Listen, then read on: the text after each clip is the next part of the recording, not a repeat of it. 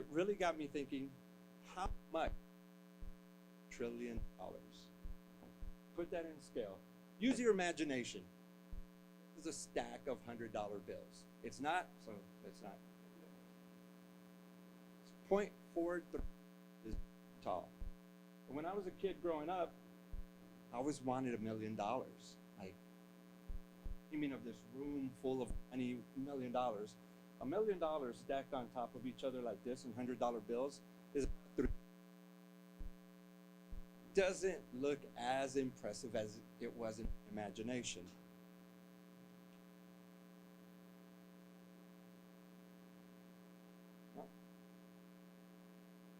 That's how tall it is. Now, get to $1 billion. How many people know what that building is there? Yep, exactly. It is half a mile tall. If you were to stack $100 bills on top of each other, it would still exceed the height of the Burj and be 6.6 miles. The International Space Station. It's 248 miles above the Earth. If you were to stack $1 trillion, it'd go 2.5 times higher than the International Space Station. That's magnitude of impact that we're talking about here. And the market that we're talking about is the Latino entrepreneur. When we talk about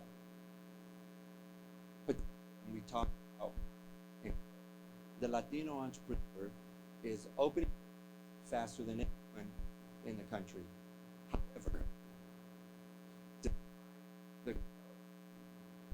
in the size of the Latino entrepreneur market, that but I definitely ran out of. That's the gap. If Latino entrepreneurs generated the same amount of revenue of their non-Latino counterparts. So we put together this beautiful panel, and I'm really great panelists. Give you a quick introduction. We could talk for hours about these panelists, but we want to talk about the opportunity.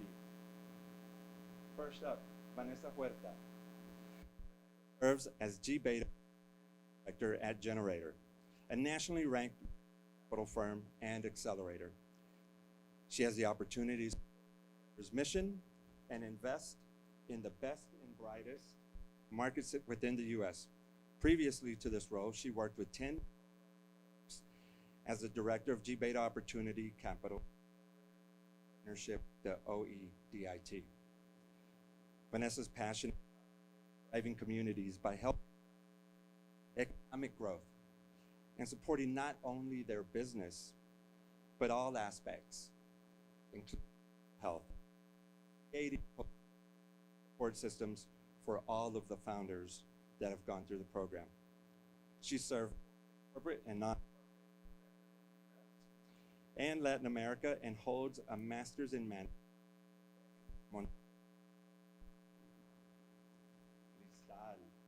Cohort 10. Cristal graduated from the Latino Institute, Cohort 10.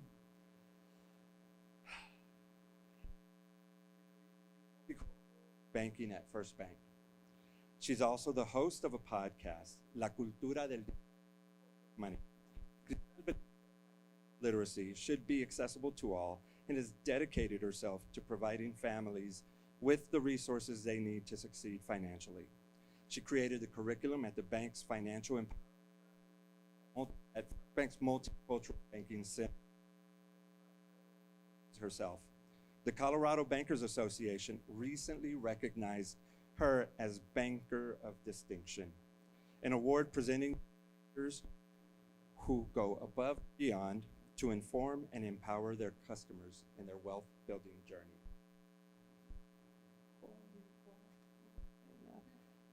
Harry Hollins. Harry has held a number of senior executive corporate and business development, equity, and capital-backed technology and services company.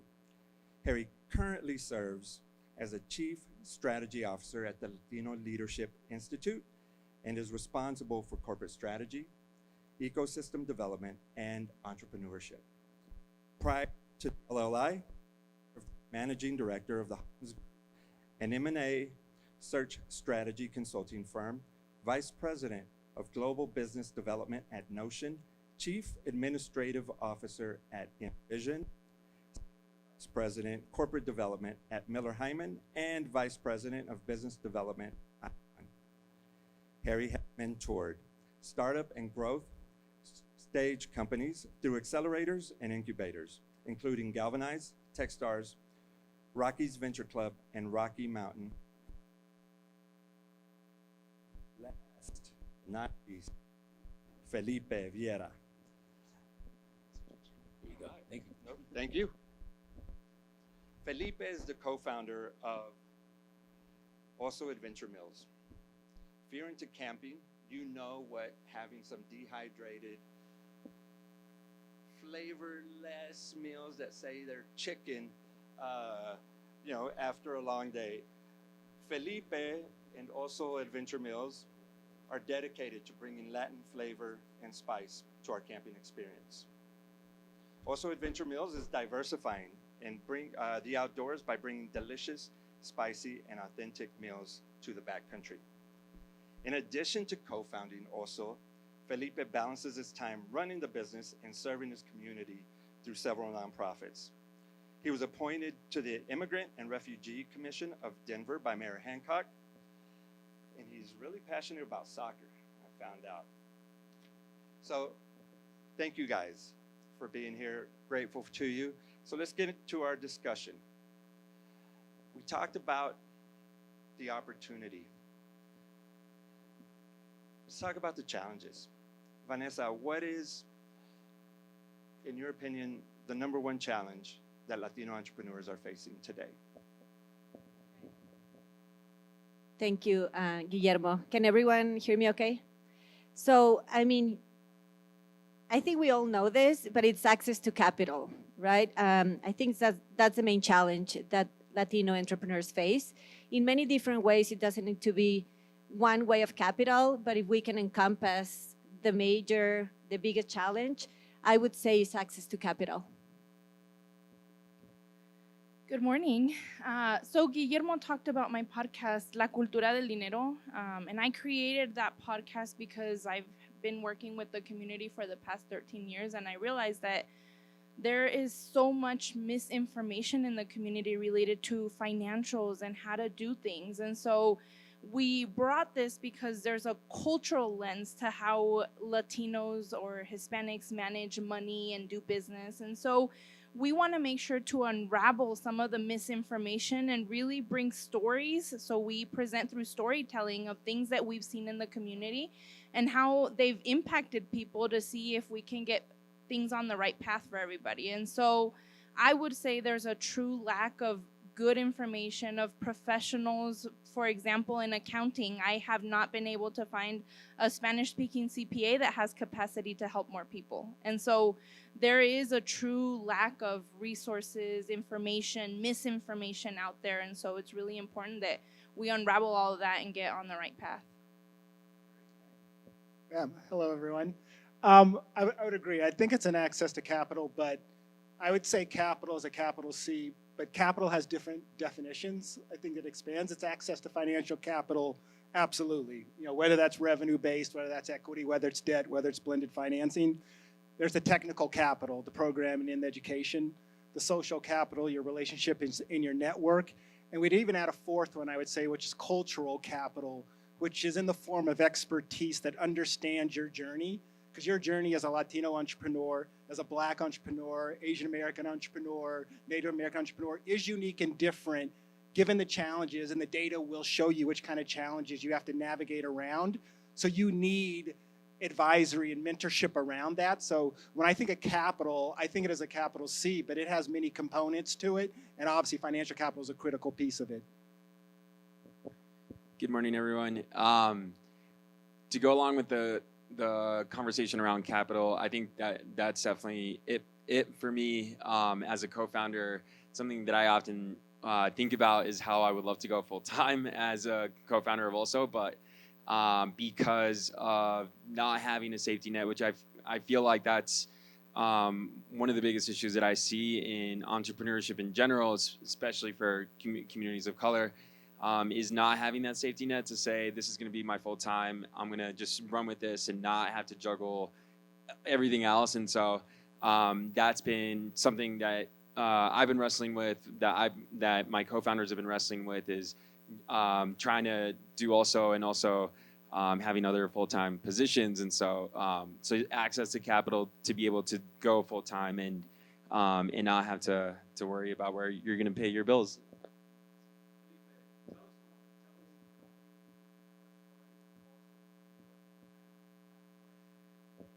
Yeah, so we started Also Adventure Meals on a backpacking trip.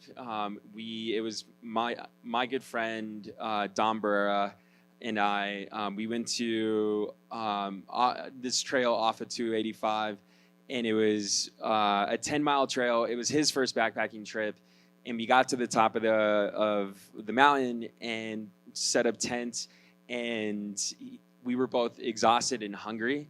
And so I pulled out some your traditional backpacking options, mountain house meals, and they were beef stroganoff. And I remember him looking at me and being like, "What is this? What is this crap?" And then it just got us talking about our upbringing, our abuelitas cooking, huevos rancheros, enchiladas, and all this good stuff, this good food, this flavorful and spicy food.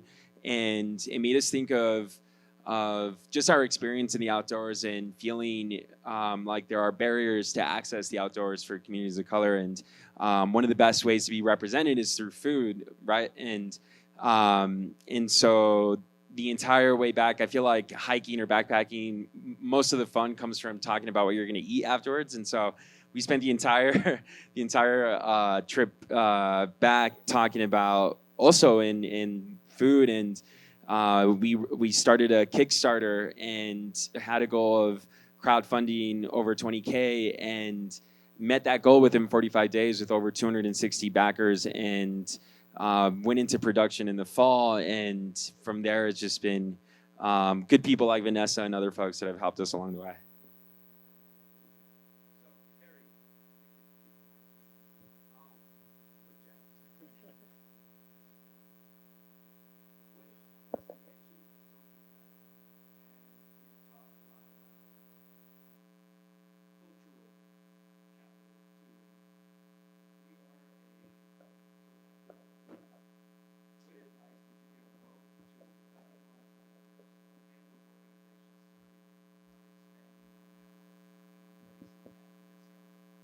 Yeah, I think, absolutely, when you're looking for organizations that are out there that kind of fits your need and where you are in the ecosystem, they're there and they're represented up here, and I think they're around.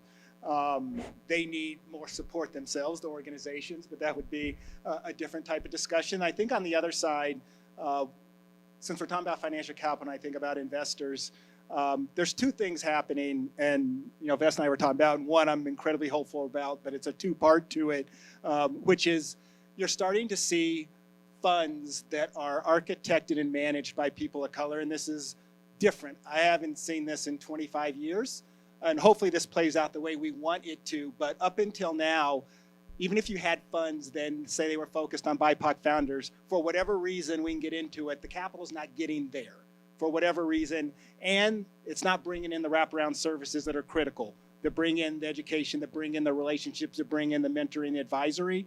We're starting to see that. Vanessa does that. New Community Transformation Fund with Danielle Schutz is here that you'll hear about. You're starting to see that now. And it's critical that those managing directors that are both managing it and establishing the LP relationships are people of color. So that's on one side. I think on the other side, you're more, I'll call them, just to be direct, a lot of your white investors, one of the problems, and when I talk to, whether they're VC, whether they're private equity, is they tend to invest where they're comfortable. And the only way to start to unravel that is to start to take an inventory of, you got to go all the way back to your living room, and who's your family, your friends, who you went to school with, what your network is, because that's where that familiarity starts. And so I always challenge white investors to take a living room inventory of your personal and professional life. Forget the financial investment, entrepreneurship for a second. And can you make a commitment to start to diversify those levels? And yes, that takes time, but it's always going to take time because we're battling centuries of inequity. So this does not happen overnight. This is going to take a long time. But it does start with, well, and Guillermo and I were talking about social collisions. How many times in a day are you colliding with someone different than you? Race, ethnicity, gender, economics. And if you're not, that's fine. Take a baseline, but then take a proactive measure to start to change that and put yourself in uncomfortable positions. And then all of these circles have to start turning at the same time. And then I think over time we'll get where we want to get to. Thank you, Harry. Vanessa, would you like to add? Yeah, thank you, Harry. I think that was perfect. We were also discussing this morning on how, we need to change this in a systemic way, the way investors are evaluating their future investments. And if we continue just checking the boxes and saying, well, it has an MBA or is a second-time founder and has already raised a successful company or has been pitching over 100 pitches in the last 6 months, or dresses the way that I feel comfortable by someone who's pitching in front of me, or doesn't have an accent, I think it's going to be challenging to surpass what we're doing right now. We need to go back as investors, as accelerators, as people who are providing the resources and change that mindset and really take a step back into how we evaluate companies, startups that are pitching to us. Thank you, Vanessa. So, Cristal, as a banker, we talk a lot about relationships. How important is it for a business owner to have established a relationship with their banker before the need happens, instead of just running to the bank in a reactive state? Yes, I am very glad you talked about that. We see that all the time, right? People show up when they're in shock, and the bank doesn't really want to lend when you're at that point, because then we're cringing, right? We're nervous that, you're in that bind, and that's when you're just going to be very reactive. And so basically, it's very important that you establish those relationships with your banker early on. And I would say even before you establish that business, because a lot of banks, a lot of financial institutions have special programs. And if you're sharing that vision early on, or we might have connections like Vanessa or like the other panelists here that we can connect you with early on. And that way you can get your early stages set up in a way where long-term the bank is going to be there holding your hand and walking with you through all of these transitions. So definitely setting up that relationship is key. I would also say that, networking, going out there to events, meeting people is very important. I myself also have a networking group called Unidos, and we created it for that reason. We saw that there was a lot of value in bringing people together, and we purposely made it bilingual. So all of our presentations are both in Spanish and English, with the purpose of being able to connect people and really open those doors to that next opportunity. You never know where your next contract is going to come from. Harry, you've mentored, you've been on mergers and acquisitions. How do you evaluate and prioritize risk? And what advice would you give to entrepreneurs who have already taken the shot, but to expand? Like, there's a big risk there. What would you say to them? Wow, it's a big one. And it depends on where you are in the ecosystem. I spent a lot of my career in the mid-cap space, so it's a different set of analysis than you are in the startup community. Obviously, early pipeline startup is the riskiest. I mean, we can play with what the failure rates are if they're 50, 60, 70% by 5 to 7 years. That's just the nature of what it is. What I would say is think about, if you're going to start a business, think about what type of business. And they all have a different kind of set of rules to them. If it's product, if it's services, if it's SaaS. And that also drives who would invest and why they would invest, right? And we talk about tech and VC. I always say it's a very narrow playbook. forget race and gender, only about 2% of companies even qualify for what a VC and how they invest and how they think and the kind of companies they invest in. Most of your companies are product and services, and they're more going to be traditional debt, bank debt, maybe private equity. So a lot of it is thinking about what kind of business, what's driving it, and then starting to segment out who would be interested in your business and why. They all have playbooks, so and that's kind of one of the word they'll use. Every investor has a playbook, certain sector, certain part of the growth, certain kind of size, certain kind of returns, right? And in VC, I always say out of 10, they'll invest in 2 and they're hoping that 2 hit home runs, and 7, probably 6 will go out of business, 2 may do okay. Private equity is more steady cash flow. They'll invest in 10 and they're looking for 7 or 8 to give you that 15, 20% return, and then they'll sell it to a larger PE firm.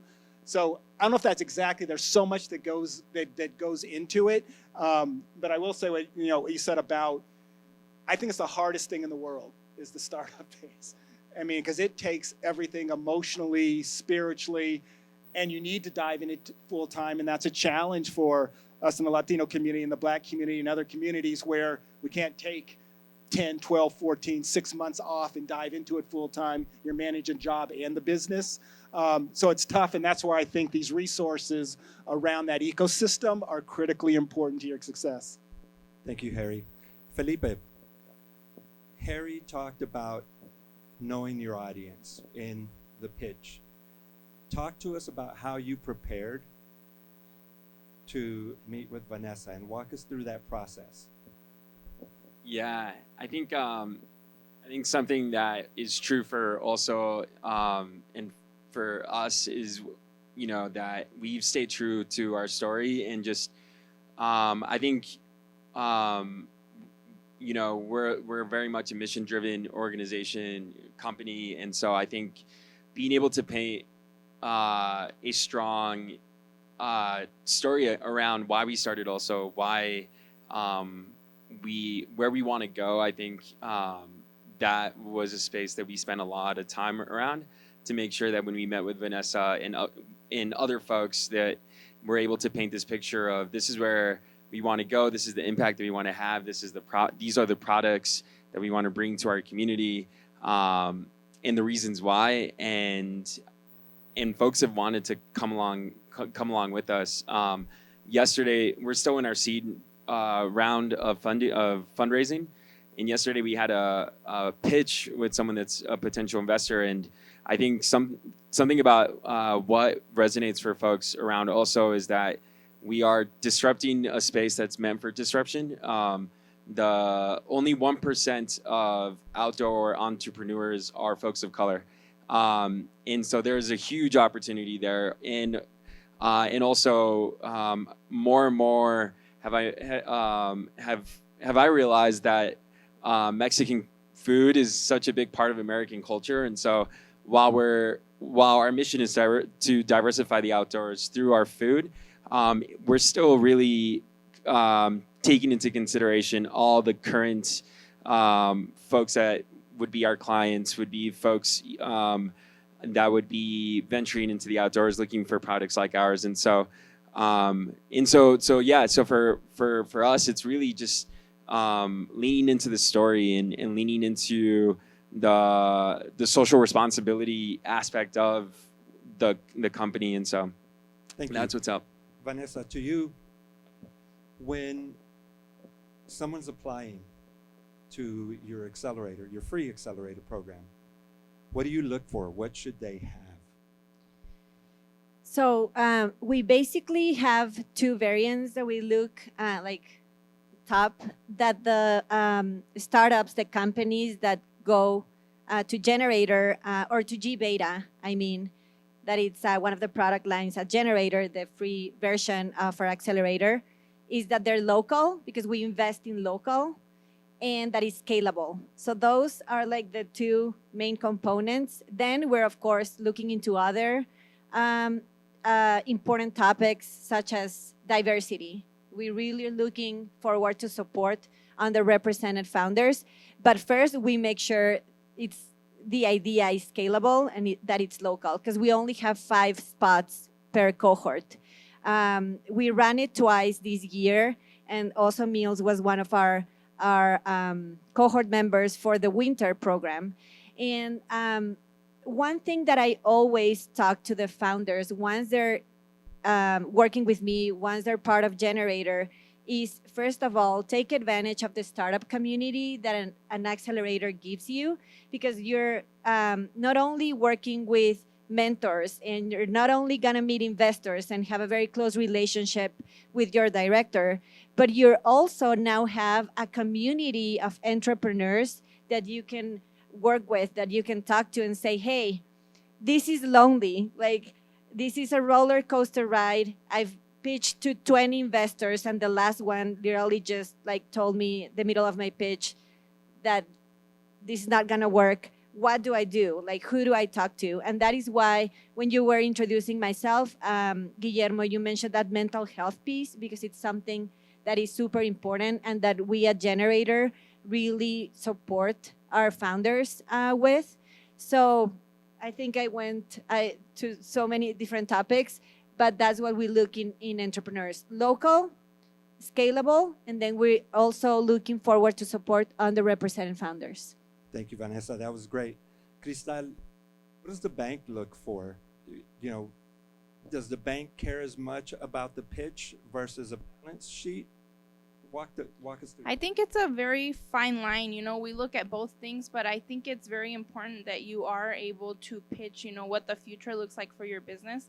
Banks usually require a 2-year history before going on a leap with you, but I would say, you know, if you have a history of managing a business or you have outside sources of income, usually we can take that leap of faith with you. It just kind of depends where you're at with your balance sheet and everything else, like a lot of other investors. But I think in banking more specifically, I would say try to get to that 2-year mark, and then we're going to work with you.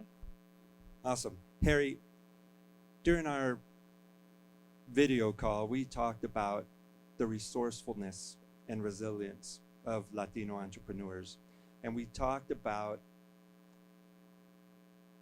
imagine if, with that resourcefulness, with that resilience, what could be done with the resources that we're talking about. Let's imagine 5 years from now, and we can close the $1 trillion gap. What went right? Started to remove these barriers.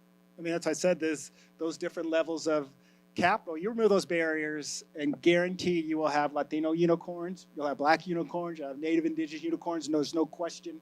I have no question about it. I mean, these concrete walls these have to start to be removed as we start to move into positions of influence that control the different avenues that this capital is distributed. And whether it's financial, whether it's technical, whether it's social, we have to be in positions of influence and power across those. And you will absolutely see unicorns. You see Calendary down in Atlanta, right? Black-owned business. Listen to that founder, look at their track. I've heard him talk about how he had to navigate, and he probably would have got there faster within, probably a couple years if he didn't have those walls that he had to navigate around. So absolutely, and it's critically important, because for us, doesn't matter what role you play in this ecosystem, it has to be a healthy ecosystem, which means there has to be a pipeline, and there has to be capital-ready companies, and they have to have returns. And then that bleeds right into the U.S. GDP, of which 42% or so rides off small business activity. So all this is intertwined. So it is for the benefit of everyone and the overall U.S. economy. Wow. Damn, Harry. Thank you. Felipe, imagine 5 years into the future, and also Adventure Mills is in every REI, every Patagonia. That's the goal. What'd you do? How'd you get there? How'd I get there? I think having faith, having faith first and foremost, that we would get there. And it's been such a fun journey as it is. It's been super fun, but it's also been challenging. I was telling Vanessa, it's been, we've had our own challenges in terms of like figuring out how to hold each other accountable and support each other as founders and be able to do the work. But how we would get there is scaling It's connecting with folks like like the folks from G Beta. It's being resourceful and resilient and holding on to this dream of ours to be in, to be able to scale in that way. And so I think it's being resilient and putting in the work. And so very much so. Thank you. Vanessa, question to you. We talked offline that from your cohorts, there's usually 2 out of 5 that are BIPOC. 5 years from now, what's your goal? Well, I think this is more like I have, my goals, but also there's like the organization goals, and I think Generator strives in really working on that DE&I aspect. We just recently hired someone. It's a fun story. She was leaving Generator, and then we had a staff meeting 2 weeks ago, and we were talking about DE&I and how Generator is doing with statistics and everything, which I was looking at my phone earlier. That's why I was distracted. But she comes and she says, well, this is great, but I think we have a lot of work to do. And she just comes and talks for a while. Then it was her last day, so her last call. She was leaving. Then we get a Slack, because we communicate on Slack a lot, and saying she came back. And she was hired as the D&I person, the first D&I employee for Generator. And so they didn't let her go. They're like, no, you have great ideas. We're not letting you go. And she's now like our VP of D&I. So there's a lot of work that Generator acknowledges that we still need to do. We not only want to say we are this nationally ranked business accelerator program that has 52% of their participants are underrepresented founders. But then when we show the statistics about who's raising the money is the other 48%, which is something that I'm always looking for into that statistics. Okay, one thing is being accepted and going through the program, but are we really putting these founders set up for success in front of the right investors? I think that's the second question, which should be the metric that as business accelerator we should measure. So that would be my goal. But Generator does work in the D&I aspect and making sure that we are coming into untapped markets, because it's not only, of course, it is about race, it is about gender, it's about ethnicity, but it's also about the market. If you don't have business accelerator programs in markets that are untapped, where the talent is there, and you're always focusing on San Francisco or Boston, then, I don't think we're really going to the right issue. So, yeah. Thank you, Vanessa. Cristal, Harry talked about removing barriers, and we talked a little about education and the importance education plays. Tell us more about your curriculum at the bank and the role that education plays in the financial system. Well, I didn't start doing financial literacy through the bank. I actually started through nonprofits. So when I started my lending career with First Bank, there was a huge upbringing in the Asian community, but there weren't many resources for the Latino. And mind you, before I was a lender, I was staff. And so I saw the day-to-day challenges, as a teller, as a new account representative, and the lack of understanding from people opening accounts. And so I set it as my life goal, to really bring more information to the community and make sure that they understood, how do banks operate? Why are we sometimes not willing to cash your large check up front, if you don't have compensating balances? It takes time for us to collect from the other financial institution. We don't know if the funds will be there, and so there was just so much lack of knowledge that I think led to mistrust. And so I set it to be my goal to really bring that information and let people know, banks are here to help you. We want to be your partner, and we're not against you. We're not here to take your money. We're here to work and allow you to reach your dreams, reach your potential. So through that, I was tasked with looking at our undocumented community and looking at what we could do in that arena.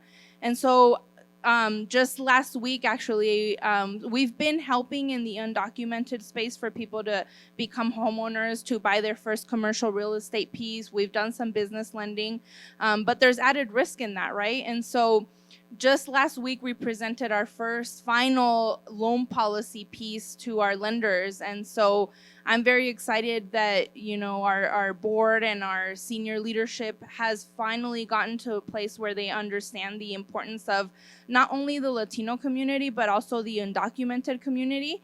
And I would say that the result of us being able to get to that point has been financial literacy classes.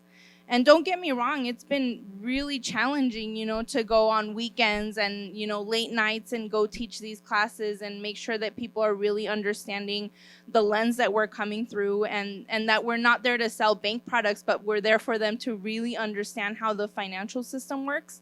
And so in doing that, the bank really saw value not only for the Latino community, but for Asian, Black, African American.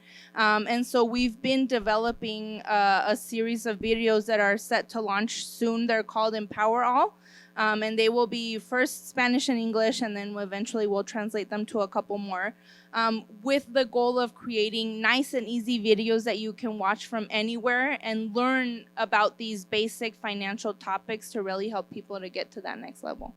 Thank you, Vanessa. Harry, would you like to add to that? From a Latino leadership perspective at the Institute, how do you see education and growth playing into the curriculum as how you're serving entrepreneurs joining the program? Agree 100%. It's part of, we have our first inaugural accelerator that just launched back in July, and we have 11 entrepreneurs, 8 that identify as Latino, 3 that identify as Black, and 49 advisors across go-to-market, operations, sales, marketing, of which 75% of that advisory pool identifies as Latino or BIPOC, which I think goes to that cultural relevancy of both cultural plus obviously the technical expertise behind it. And so that program was built and is an integral part. And we have a 6-part speaker series. The first speaker series was in July, and that was Mastery of Financial Statements, which so critically important. Then we started with there, and then we moved into sales methodology, sales best practices, because as I know, the founder is the head of sales, and they have to learn to scale before they can build a sales team.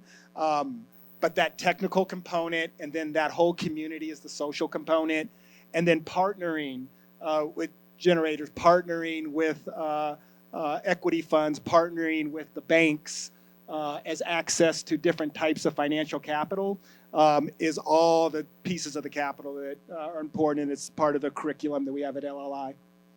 Thank you, Harry. What does this mean to the community? Because we are talking about empowering entrepreneurs. Felipe, from an entrepreneur's perspective, that empowerment trickles into the community, right?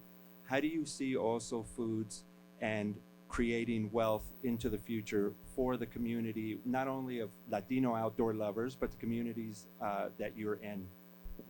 Yeah, that's a great question. I think something that came to mind as you were asking that question was,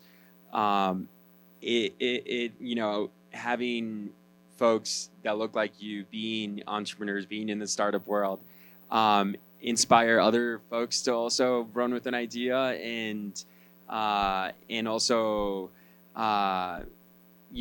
build those relationships that will help them also get to where also is, and other great startups. And so I think more than anything, it's that inspiration. But for also, it's being able to, one of our initiatives is our social impact initiative, and 1% of our revenue goes to organizations that are doing the work in our community to do outreach for youth to gain access to the outdoors, like environmental learning for kids and SOS outreach as an example. And so that's how we look at building wealth in our community, is being able to support those organizations in their mission to also diversify the outdoors. And And those kids will hopefully gain a love of the outdoors as well. And who knows, maybe also down the road be inspired to be able to create their own organizations and businesses.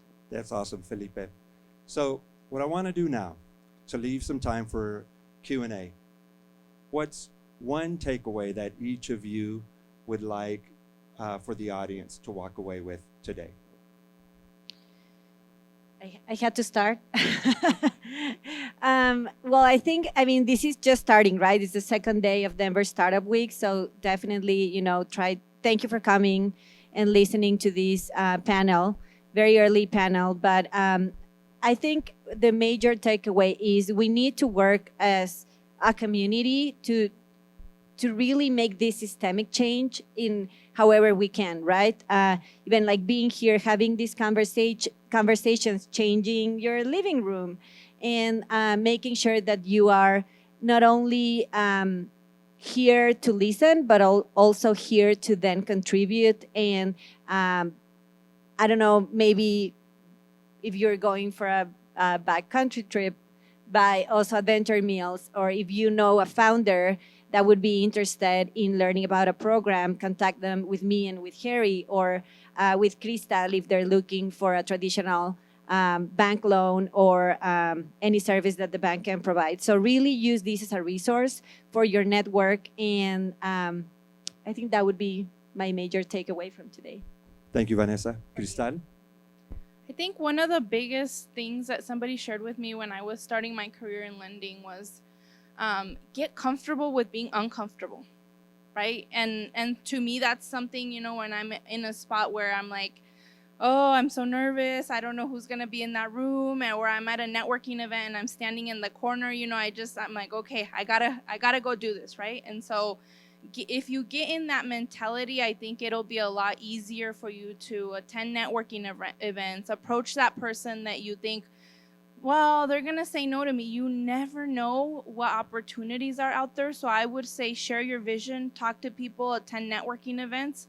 At the end of the day, we all want to help each other. It just might not be the right time for maybe Vanessa or for a traditional bank loan, or, but we are very connected in the community and we want to help people move along their path. And so we might be able to connect you with somebody else. You never know. So share that vision, get comfortable with being uncomfortable. Thank you, Vanessa. Harry? She said it too eloquently. Yeah, seriously, I agree. I think that's 100% it. To put yourself in communities that you don't have access and you're not a part of. Like, just start there and do it within the ecosystem entrepreneurship, but get out of your comfort zone and go where you're uncomfortable. Because at the end of the day, that starts to establish relationships. And I always think of sports as the great analogy, right? Sports is a great one to look at because you start to collide with people different than you at youth on up. And you look at what sports teams look like and how they talk about the brotherhood and the sisterhood, whether it's men and women's sports. And I always bring that to the business world. That started with colliding with people different than you, race, gender, economics, and everything else. Felipe? What came to mind is very similar to what folks have said. Is very much just putting yourself out there, applying to everything. We have when it comes to building a business, we certainly weren't experts and are still learning very much so. And so reach out to organizations like G-Beta and LOI, their LEAP program. There's so many accelerator programs that are there to support and attend. You are already doing a great job by attending Denver Startup Week. We actually, Vanessa and I actually met, I believe, a year ago by pitching at the Denver Startup Week BIPOC pitch competition, and that was my first time ever pitching. And so it was a little nervous, but it was really exciting, and it's wild to think of the relationships that I built in that room, how they have translated to just being such a strong part of our journey. And we came in third place during the BIPOC pitch competition. And so really just, as folks have said, put yourself out there, be in uncomfortable positions and learn and grow. And yeah. Thank you, Felipe. So, to the audience, any questions you'd like to ask?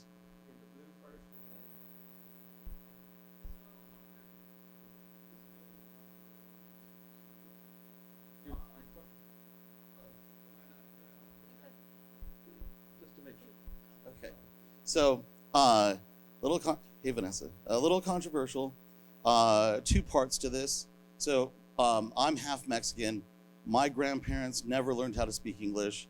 They owned a janitorial company. They owned a landscaping company. They would not come to an event like this. They would go to a bodega. They would go to indoor swap meet, and we're not hosting events there.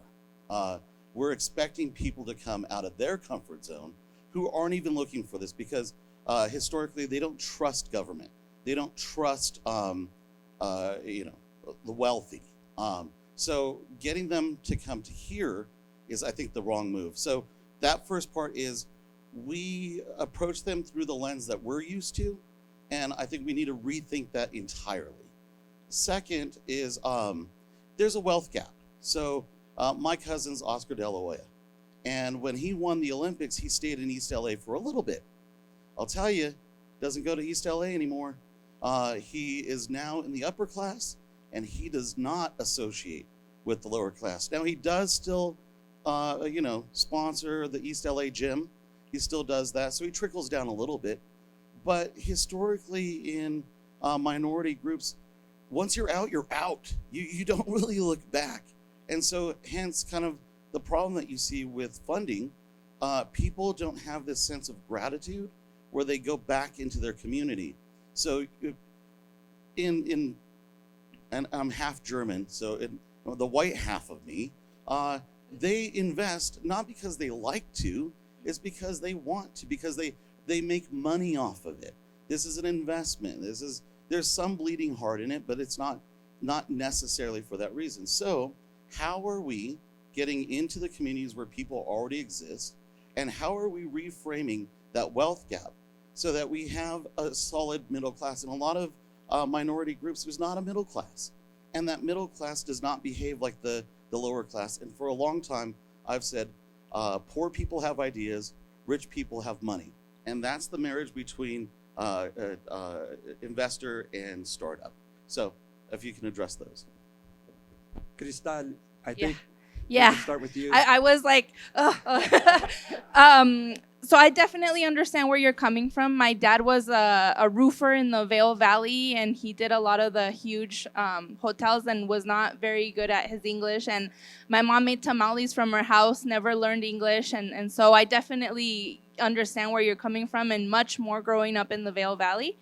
And I think that there are things happening to reach those people. There's nonprofits, there's banks that are actually out there in community. I told you I was teaching classes through Centro San Juan Diego. I was on the board for Adelante Community Development, which Vanessa is also there. And they're hosting clinics and events in Commerce City, in Aurora, Mile High. They're doing vaccine clinics out there in the what's it called, the flea market. Sorry, yeah. So I mean, there's definitely organizations out there, and I think there's definitely professionals that are part of that. Do we need more? Yes, we definitely need more, and I think that's why it's very important that people sitting in this room, take that opportunity to volunteer with those organizations that are working in those grassroots areas. One thing I do want to tell you is that working in community, it's challenging, right? So let me share with you one thing. And this has been an ongoing battle throughout my career. So working in community, right, I get treated the same as all my peer lending partners, right? I get the same goals. I get the same requirements to meet my job title, right? That doesn't always mean that my loan amounts are the same size as my counterparts. So it's going to take a lot more for me to reach that goal. And I think that's something systemic that we need to work on educating, so that people like me stay in community and that we are able to provide those resources, make those connections, go out there and support people like your parents, like my parents, and make sure that they are getting those opportunities to get to that next level. I think that we're talking about two different markets here, the people that are here and the people like your parents and my parents. But there definitely are communities out there and organizations out there that are supporting them, that are providing resources, Do we need more people out there? Like I said, yes, we do need more people, but it's on us that are here in this room to be able to make those connections, to go out there and put some seeds out there that eventually will flourish and get, more of our community at the same level. Thank you, Cristal. Stephen. Oh, sorry, if I can add, just Kristen and I go long way back. We met when I was providing small business consulting in certain communities, and we were doing that on site. Like with Generator is different, right? Because you're looking at local scalable startups. But when you're talking about small micro businesses, we used to go to the business because we knew that even for them to go out and tell them, oh yeah, you should come to, I'm not gonna say the name, but like here downtown, and like they would never come. Like it's really, really hard. So there are those programs available. It's just a matter of finding the secret recipe of doing the right outreach and making the right connection, that trust connection in the beginning, where the person, the business owner would say, okay, I'll take the help. Appreciate it. I just wanted to add just one thing to that. I think about power and control. So when communities you're talking about, look how many times, whether it's public, private, or government sector, they don't pick the organizations that are already in the community. So when they say the organizations are there, they're just never part of the ecosystem or brought to the table, right? The power and the control is we're going to get to that community without going to the organizations that are not only on the ground, they have the credibility in the community, they're not brought to the table. So when I think about the collective and the collaborative, that's what has to change. There's incredible organizations that your parents would feel comfortable, but they're not brought to the table when they architect these programs. And oh, by the way, I was in Puerto Rico. I'm a big De La Hoya fan when he fought Tito. And I cheered for De La Hoya, and I barely made it out if he would have won. So thank God Tito lost. Thank you, Harry. Stephen. But I have a bit lighter of a question. Philippe, on that backpack, realized all that was crap. Did you have a close encounter with a bear? Is that why it's also Adventure Meals? So it's funny you asked that question because more and more we realized that we should include it in our story, but we kind of did. So we were both exhausted. It was his first backpacking trip. I told him to hang the food off of a tree by 2 feet by a branch that's 2 feet long. And I don't think he did a good job. And so the morning after, we found our food, our mountain house food, all shredded. My dog has a little backpacking pack, and it was also ripped apart because there was dog food in there. And so we like to think it was a bear. And so, but yeah, good question. Yeah. That's awesome. Thank you, Felipe. Yeah. On our packaging, it says bear approved. And so. Well, hey, we want to thank everyone for coming out. We really appreciate your time. Panelists, Felipe, Harry, Cristal, Vanessa, I'm really grateful for you guys to be a part of this. And thank you guys. We'll be hanging out for a little bit if you want to chat. Thanks. Thank you, everyone.